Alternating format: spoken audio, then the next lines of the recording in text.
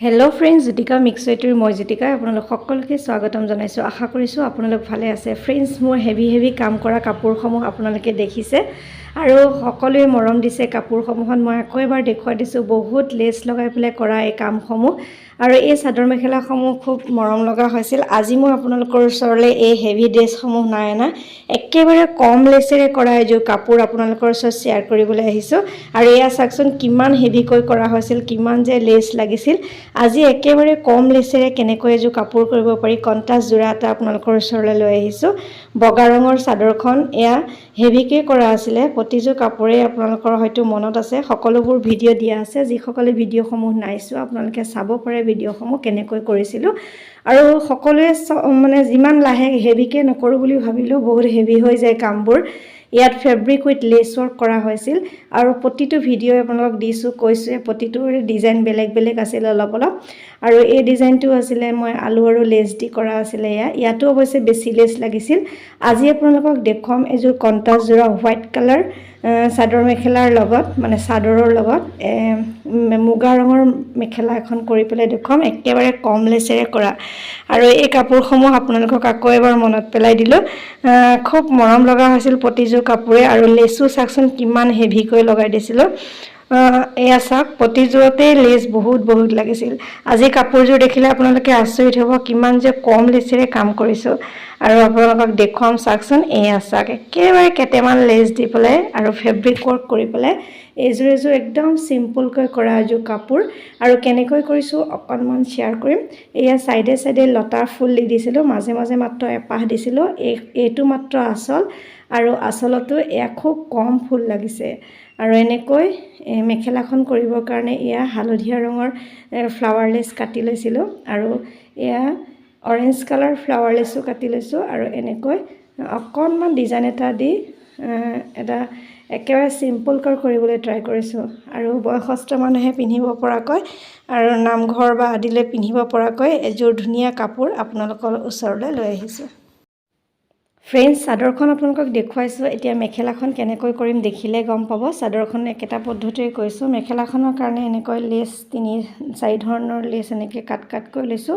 খুব কম লেছ লাগিছে চাবচোন, মাত্ৰ এটা ডিজাইন দিছোঁ ফ্লাৱাৰৰ আৰু অকণমান ফেব্ৰিক কালাৰ ইউজ কৰিছোঁ। ইয়াতে এডাল মিহি ব্ৰাছ লৈ পেলাই কেনেকৈ ডিজাইন কৰিম চাব। প্ৰথমতে মই ডিজাইনটো কোনো ধৰণে আঁকি লোৱা নাই।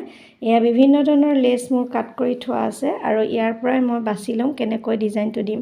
প্ৰথমতে ৰঙা লেছ এটা লৈছোঁ, তাৰপিছত য়েল্ল' লেছ এটা লৈছোঁ, তাৰপিছত আৰু গ্ৰীণ লৈছোঁ। এনেকৈ মিলাইছোঁ কোনটো ভাল লাগে, এনেকৈ মিলাই পেলাই এটা ডিজাইন কৰিম। একেবাৰে চিম্পল ডিজাইন, সহজ ডিজাইন, সকলোৱে কৰিব পৰা এটা ডিজাইন। আৰু এনেকৈ ফুলকেইটা মিলাই ল'লোঁ। মুগা ৰঙৰ মেখেলাখনত কেনেকুৱা লাগিব।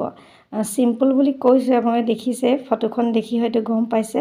ইয়াৰ ব্লাউজটো মুগা ৰঙৰ হ'ব আৰু চাদৰখন বগা হ'ব। আৰু এনেকৈ ফুলকেইটা ধুনীয়াকৈ পাৰি ল'লোঁ।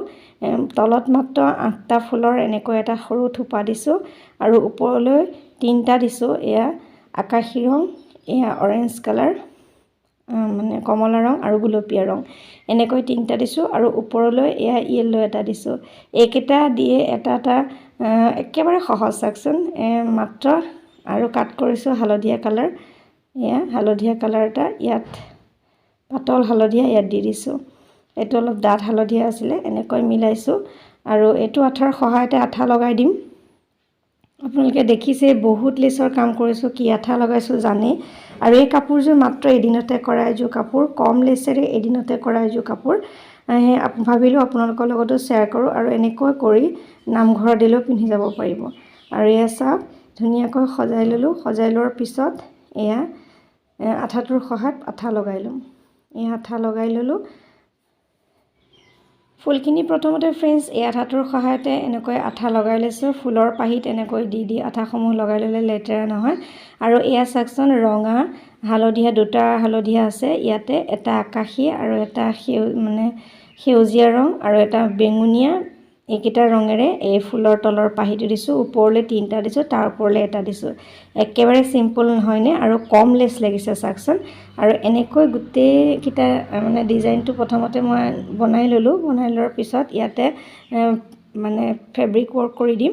আৰু এনেকৈ লেছখিনি লগাই লোৱাৰ কমপ্লিট হোৱাৰ পিছত ফেব্ৰিক ৱৰ্ক কৰিম।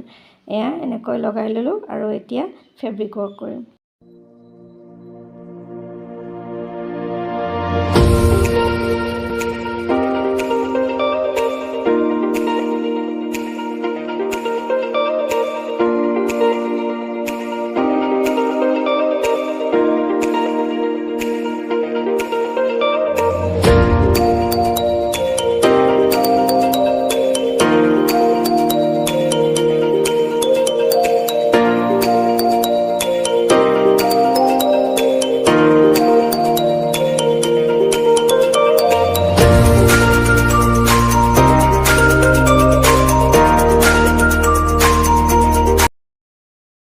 ফ্ৰেণ্ডছ, এতিয়া ফুলসমূহৰ আঠা দিয়া হৈ গৈছে। এডাল মিহি ব্ৰাছ ল'ম আৰু এক্ৰিলিকৰ কালাৰ ইউজ কৰোঁ, আপোনালোকে জানে। এতিয়া এক্ৰিলিকৰ কালাৰ দিয়ে ইয়াতে ধুনীয়াকৈ এই ব্ৰাছডালৰ সহায়ত deep green, light green, yellow এই তিনিওটা কালাৰ মিক্স কৰিছোঁ। আপোনালোকে যিহেতু বহুত ভিডিঅ' দি ৰাখিছে সেইকাৰণে গম পাইছে ইয়াত ডিপ গ্ৰীণ আৰু লাইট গ্ৰীণ এনেকৈ মিলাই পেলাই এয়া ধুনীয়াকৈ পাতৰ অংশসমূহ মই কোনো ধৰণে আঁকি লোৱা নাই, এনেকৈ মাত্ৰ ডিজাইনসমূহ দি গৈছিলোঁ।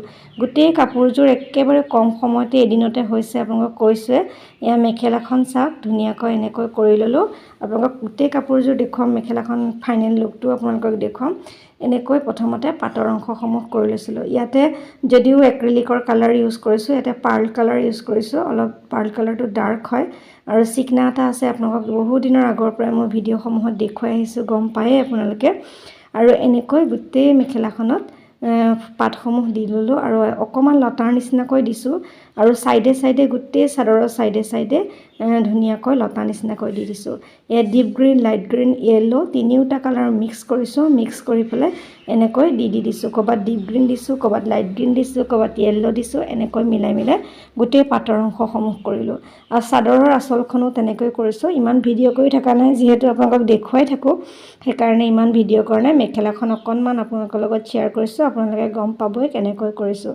আৰু এয়া আপোনালোকৰ দেখিছে পাতসমূহ মই কোনো ধৰণে আঁকি লোৱা নাই, খালি ব্ৰাছেৰে মাত্ৰ কৰি গৈছোঁ।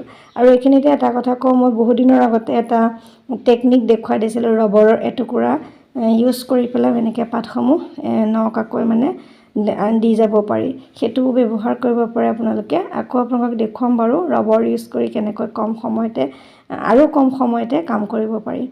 আৰু এয়া চাওকচোন ধুনীয়াকৈ হৈ গ'ল। যেতিয়া পাতৰ অংশসমূহ কৰি হৈ গৈছিল, তাৰপিছত ইয়াতে গ্লিটাৰ মানে এইটো 3D আউটলাইনাৰ ইউজ কৰিছিলোঁ, গল্ডেন কালাৰৰ 3D আউটলাইনাৰ দি এনেকৈ আউটলাইন কৰি দিছিলোঁ। আৰু খুব মৰম লগা হৈছিল, চিম্পুল যদিও মৰম লগা হৈছিল কাপোৰযোৰ। কালাৰখিনি মিলাই দিছিলোঁ কাৰণে খুব বেছি মৰম লগা হ'ল মেখেলাখন। একেবাৰে চিম্পুল, আপোনালোকে দেখিলে গম পাব। ইমান হেভি ৱৰ্কৰ মাজত এযোৰ চকুতে নপৰে, হ'লেও মানে কেতিয়াবা কোনোবাই বিচাৰে এনেকুৱা মানে একদম চিম্পুলকৈ পিন্ধিবলৈ, সেইকাৰণে আচলতে বনালোঁ। এয়া চাওক ফাইনেল লুকটো। মেখেলাখন এয়া চাদৰখনৰ আঁচলত এয়া দিছোঁ 4 লাইন আৰু চাইডে চাইডে গোটেই কাপোৰ চাইডে চাইডে এনেকৈ দি দিছোঁ। একেবাৰে চিম্পুল যদিও দেখিবলৈ মৰম লাগিছে। ইয়াতে 3D আউটলাইনাৰ দি দিয়া হৈছে গোটেই ছাইডৰ পাৰিটোৱে সৈতে। এয়া মেখেলাখন মুগা ৰঙৰ আৰু ব্লাউজটো মুগা ৰঙৰ, আপোনালোকক দেখুৱাইছোৱে। আৰু এয়া মাজে মাজে এটা এটা বুটাৰ দৰে দি দিছোঁ আৰু এয়া আঁচলটো 4 লাইন দি দিছোঁ এনেকৈ।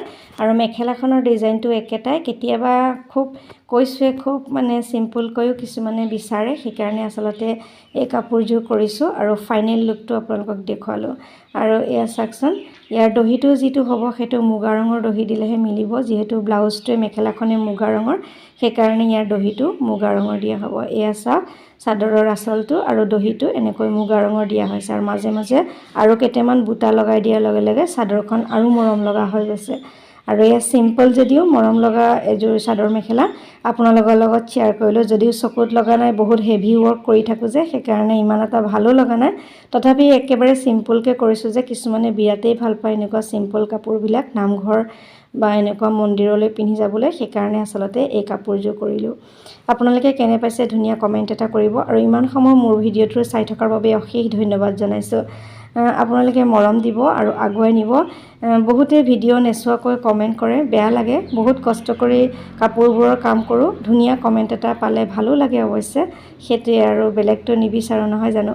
আৰু আপোনালোকক এয়া দেখুৱালোঁ, এইটো ব্লাউজ পিচটো একদম চিম্পুলকৈ দিছোঁ আৰু এইখন হৈছে চাদৰখন।